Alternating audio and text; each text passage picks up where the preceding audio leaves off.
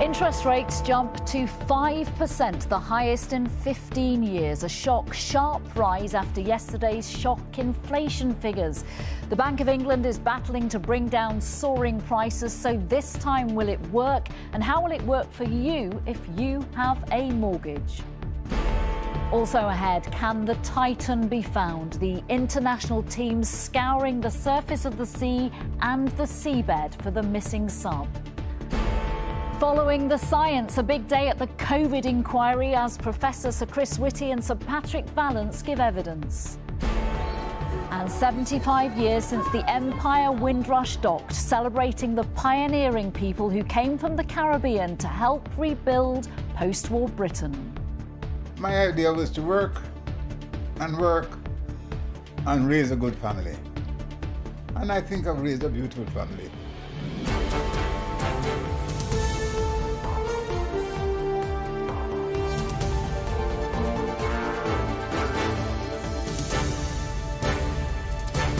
This is the ITV Lunchtime News with Nina Hossain. Good afternoon. The economic shocks keep coming after yesterday's unexpected inflation figures. Today, an unexpected sharp hike in interest rates. The Bank of England has pushed the base rate to 5%, the highest it's been since 2008. Once again, the decision wasn't unanimous. So what's behind it? How will it impact mortgage payers? And will it work to bring down inflation? Here's our political correspondent, Shihab Khan. It is impacting thousands of people up and down the country. Rising interest rates hitting mortgage holders hard. Becky McLean, a single mother, has seen her mortgage repayments almost double from £700 up to £1,300. She wanted to remortgage, but has had to cancel as the rate she was offered was increased 3 times. It's painful. It's painful. Of course it's painful. It's not a nice situation to be in. You sacrifice, I've cancelled my gym membership, for example. I've changed where my little boy goes swimming so it's closer and it's cheaper.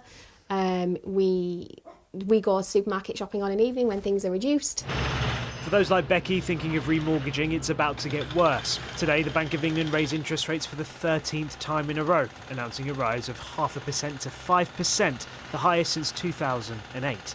It means on an average mortgage of around £70,000, repayments will rise by £30 per month on a standard variable rate mortgage and by almost £50 a month on a tracker mortgage. Interest rates usually rise as an attempt to get inflation down. The Bank of England's target is 2%, but at the moment inflation is at almost 9%, the highest in 31 years. Today, government ministers stopped short of criticising the bank. Do you still have confidence in the Bank of England? Talking about what's happened in the recent past is an interesting conversation, but I think what we are focused on is what we do in the here and now. So the Bank of England has to make its decisions, but the government is playing its part to abide by the Prime Minister's commitment to bring inflation down. But Labour want the government to intervene more aggressively. If I was Chancellor today, I would be instructing banks to support customers by enabling them, for example, to move on to interest-only products, to extend the term of their mortgage and to halt repossession proceedings for 6 months. Rising rates are also impacting the rental market. Eva Jones has 8 properties in Chester and North Wales. The increased cost means she's having to sell them as it's no longer financially viable to be a landlord. At the moment, after all of my costs as an income, I'm probably left with about £1,500 a month. Once that all changes and I've got much higher interest repayments to make, I'm going to be left with probably £200 to £300 a month, which I can't possibly live on. Rising interest rates affects most people, and today's news will no doubt be a huge concern for many. Shihab Khan, ITV News, Westminster. Let's get more reaction from our economics editor, Joel Hills, who's at the Bank of England. Joel, the governor warning there could be further rate rises to come. Yeah, look, it wasn't meant to be like this. Only a few months ago, the mood in the building behind me was quite upbeat. There was a confidence that by now inflation would be falling pretty sharply and that actually the discussion would be about when will interest rates start being cut. This morning, about midday, the bank hiked the cost of borrowing to 5% and did absolutely nothing to push back against the market's view that base rate will have reached 6% by Christmas. The bank has to act. Of course it does. Inflation is coming in consistently stronger and higher than even it has been forecasting. Wage growth is such that it suggests that prices and pay are feeding off each other. But what we've seen is really quite dramatic. Higher interest rates are designed to help by weakening demand. They do this inevitably by squeezing households and making it more difficult for people, bluntly, to spend money. They do it by squeezing businesses and making it more difficult for them to put up prices. And obviously, and the Bank of England will never explicitly say this publicly, there is a view that unemployment needs to be higher if inflation is ultimately going to be brought back under control. Interesting to note, in the MPC minutes this morning, the bank restates its expectation that inflation will fall significantly further during the course of this year. Higher interest rates will cause havoc for 2.5 million households that have to refinance their mortgages in the space of the next 18 months. Bad news for households, bad news for businesses, bad news for the government, of course, whose borrowing costs is also going to rise significantly. At the moment, the government face the prospect of heading into election with potentially house prices falling, voters feeling a lot worse off, and the government having to explain, well, why the UK appears to have a particularly bad bout of inflation sickness. Joel, thank you very much. And if you're worried about how the rise may affect you if you're a borrower or a renter, our panel of experts have been answering the key questions. You can watch that on ITVX. Just scroll down to the news section. The international effort to find a sub missing in the Atlantic has intensified as the hopes of finding those on board alive start to fade. From the skies and at the bottom of the seabed, military aircraft and robotic vessels are scouring a vast area of the sea for any sign of the Titan, big in name but in reality the smallest of vessels. Louise Scott on the frantic search. The search is showing no signs of slowing down. From the skies to the ocean surface to the depths below, resources from around the world are being used to scour every mile of this vast area. 2 days ago, my hope was sliding downward rapidly, but then these noises appeared, and there seemed to be very credible. The sources are certainly credible and repeatable. So we'll see how that pans out. And, you know, we need a miracle at this point, but miracles do happen. They are trying to save the lives of these 5 men trapped inside the submersible, a father and son, a British businessman, a French explorer, and the company's owner. More specialist equipment is on its way.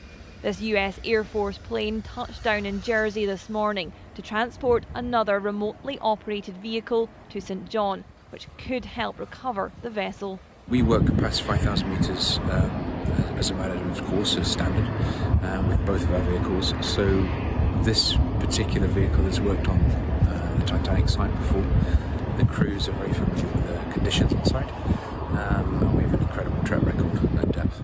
But to be recovered, the Titan has to be located. Despite optimism from sonar detections, teams are yet to pinpoint the vessel's location. They hope the robots can achieve this. We have to, at this point, assume that that's the submarine and move quickly to that spot. But they've got to go fully ready as if that was the sub, because it takes a while once you locate it to get it up to the surface. It takes hours to do that. The rescuers don't know whether those on board have hours left to wait as the search mission enters its 5th day since contact was lost. Louise Scott, ITV News. Our correspondent Lucy Watson is in Boston. What is the latest, Lucy? Well, Nina, this operation is entering a dire and critical stage now. If those estimates, and they are estimates, of 96 hours worth of oxygen on board that submersible, then that air supply ran out just about an hour ago. Nevertheless, these are human beings on board and every effort is being made to find them. It is a huge international search operation. In just the last few minutes, that vital French remote-operated vehicle has arrived at the site. This morning, a Canadian ROV managed to reach the sea floor, and a British company based in Guernsey has flown out vital deep-sea diving equipment at the request of the US Coast Guard. But in fact, that British company has had that equipment ready and waiting to go on the tarmac since Monday. Time is so much of the essence here. Several of the crew members on board are very experienced, they're very knowledgeable about the ocean. They may have found, they may know of ways to conserve that oxygen supply. But many here, and the general feeling is that it needs a miracle now to find that craft and bring it to the surface in time. Lucy Watson, thank you.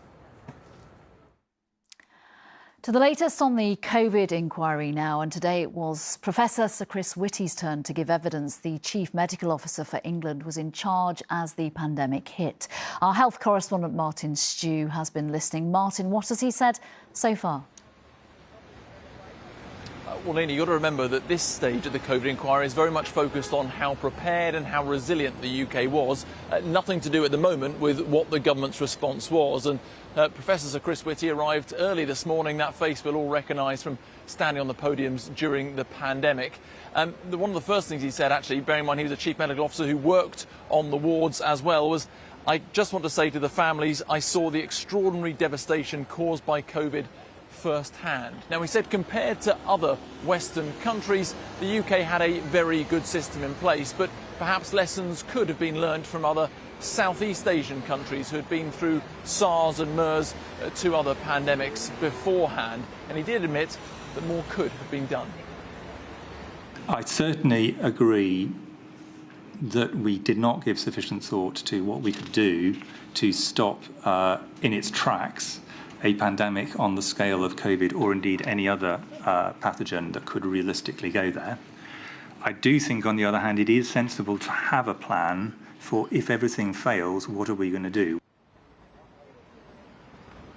Now, part of the challenge, he says, is that while the UK was very good at scrambling in response to things, at down stages, perhaps they hadn't been able to have radical enough think. There was a groupthink, if you will, that kept people within inside a box. He was also at pains to stress that it's not acceptable that scientists who volunteered their time were victims of threats and abuse. He himself was abused, and a man was sent to jail for that reason. This afternoon we're going to hear from Sir Patrick Vallance, the Chief Scientific Officer, and next week things will hotten up as well. We've got Matt Hancock, the former Health Secretary, on Tuesday, and Nicola Sturgeon on Thursday. Martin Stew, thank you. A search has been called off for a firefighter who was attempting to swim across the channel for charity. Father of two, Ian Hughes, went missing on Tuesday. He was raising money for 3 charities and had trained for 2 years for the challenge.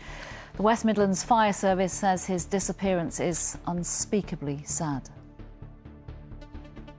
And a man suspected of masterminding the smuggling of thousands of people across the Mediterranean Sea has been arrested in the UK. The 40-year-old Egyptian national was arrested in West London and is allegedly linked to crossings from North Africa to Italy in the last year involving hundreds of migrants at a time. Finally, this lunchtime, 75 years ago, a ship came to this country full of people tasked with helping to rebuild post-war Britain. The Empire Windrush transported nearly 500 people from the Caribbean to Essex to start their new lives in a new country that at times hasn't served them well. But today is a day to celebrate their contribution and the very many that followed. Here's Faye Barker. At Tilbury Docks this morning, children were among those starting commemorations to the Windrush generation early. At the spot 75 years ago today, history was made. The Empire Windrush docked along with around 500 people, mostly from the Caribbean, coming to boost the labour force and rebuild Britain after the Second World War, also paving the way for others to follow. There are now only a few still alive who were on that first voyage, among them 97-year-old Alfred Gardner. It was cold, I wasn't the first one coming off, even though I could have been if I'd have known it would come to this. I could have been the first one off. Alfred's life has been in Leeds, raising a family that boasts 25 great-grandchildren and even a great-great-grandchild. My idea was to work and raise a good family. And I think I've raised a beautiful family. Yeah, I'm proud of him. Alfred is one of 10 people who feature in portraits commissioned by King Charles, who held a special reception this week. His Majesty said it's crucially important to recognise the immeasurable difference the Windrush generation has made to Britain.